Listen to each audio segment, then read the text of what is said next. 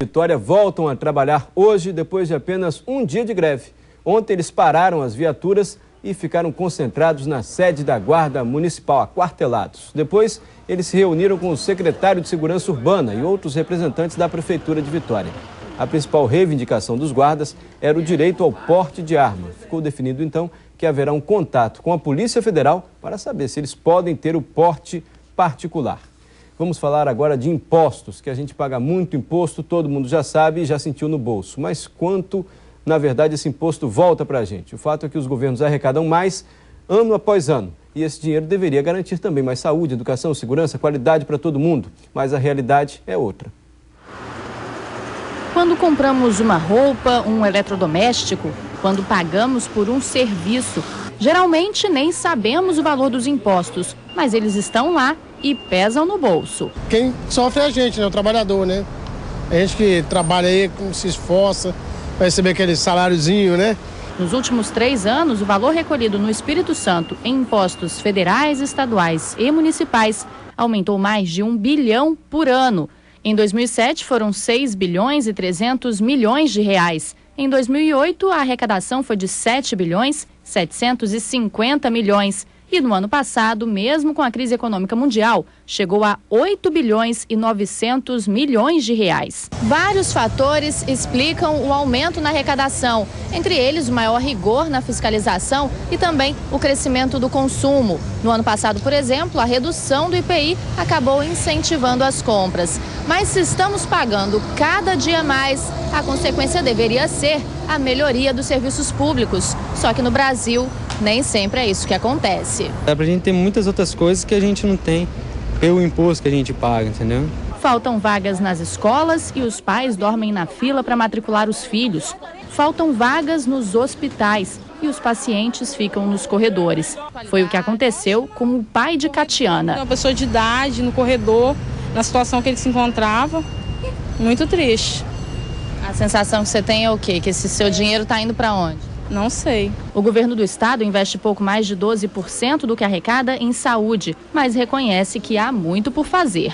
Só na saúde foram mais de 100 milhões esse ano. A meta para 2010 é também esse volume de investimentos. É que realmente há uma demanda muito grande, né? E essa demanda em saúde ela tende a ser sempre crescente. Pode ser difícil, mas há uma saída. Para o professor especialista em políticas públicas, é preciso informação.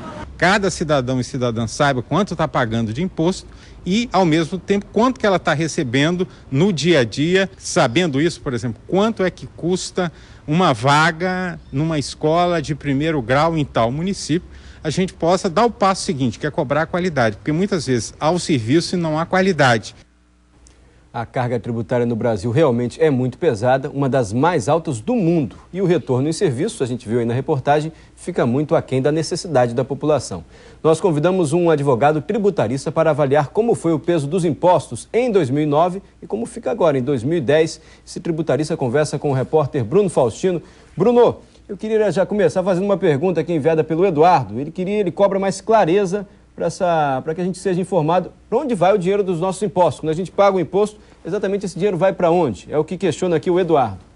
Mário, eu já vou passar essa sua pergunta aqui para o advogado tributarista Cláudio de Oliveira Santos Colnago. Doutor Cláudio, bom dia aí para o senhor. Responde a pergunta do internauta, por favor. Essa pergunta é complicadíssima, né? Vamos tentar respondê-la. O valor que é arrecadado a título de tributos, ele deve ser aplicado pelo Estado, né, no bem público. E o Estado ele tem que prestar contas de como que está sendo arrecadado esse valor e como que está sendo destinado. O que acaba acontecendo? Nós não temos consciência acerca de quanto que nós pagamos a título de tributo. Existe uma previsão na nossa Constituição de que deveria ser aprovada uma lei para determinar quanto que se paga de tributo quando se pega um táxi, né, quando se busca a prestação de serviço, quando se compra uma roupa. Mas o Congresso Nacional até hoje não regulamentou essa lei. Isso dificulta sobremaneira a fiscalização sobre o gasto público. E um outro problema que nós temos também é o fato de que uma boa parte do valor arrecadado pelo poder público, ele vai para gastos que seriam digamos assim, supérfluos, ou seja, pagamento de custeio de mão de obra, né? Cargos comissionados que muitas vezes não são tão necessários quanto, por exemplo, um novo hospital, contratação de mais médicos, melhor remuneração de médicos e de professores. Então, a prestação de serviço do Estado, o serviço público, ela deve ser fiscalizada por todos os cidadãos. Somente dessa maneira a gente vai ter uma efetiva melhora nessa qualidade do gasto público. Como é que o senhor avalia esse crescimento da carga tributária aí no país nos últimos anos?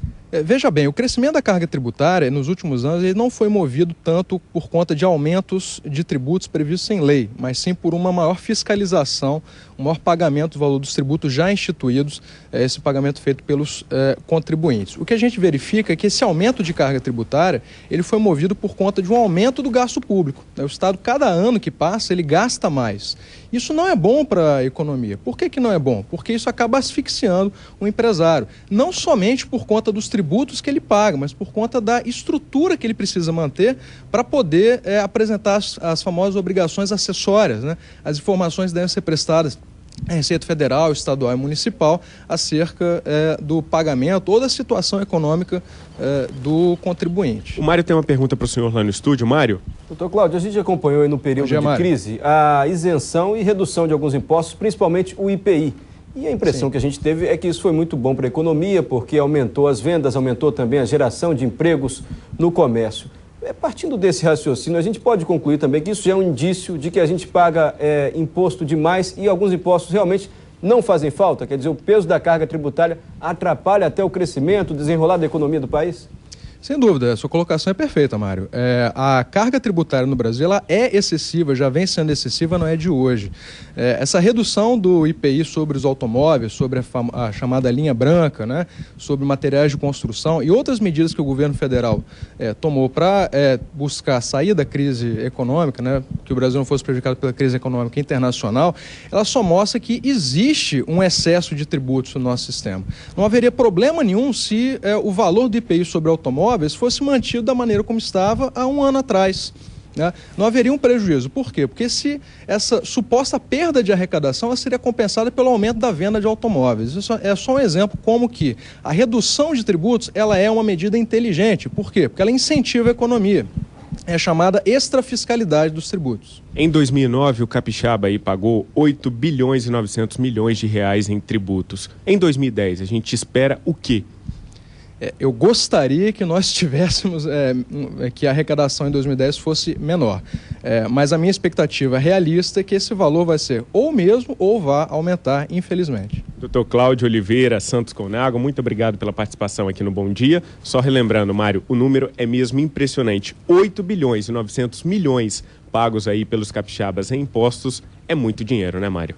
E pelo que disse o advogado, o doutor Cláudio, né, a gente paga imposto demais, muitas vezes para gastos que poderiam ser bem menores, gastos do governo, com custeio, com o pessoal, principalmente do governo federal. Essa foi a avaliação do Cláudio de Oliveira Santos Colnago, advogado tributarista. Obrigado, Bruno, obrigado também ao doutor Cláudio.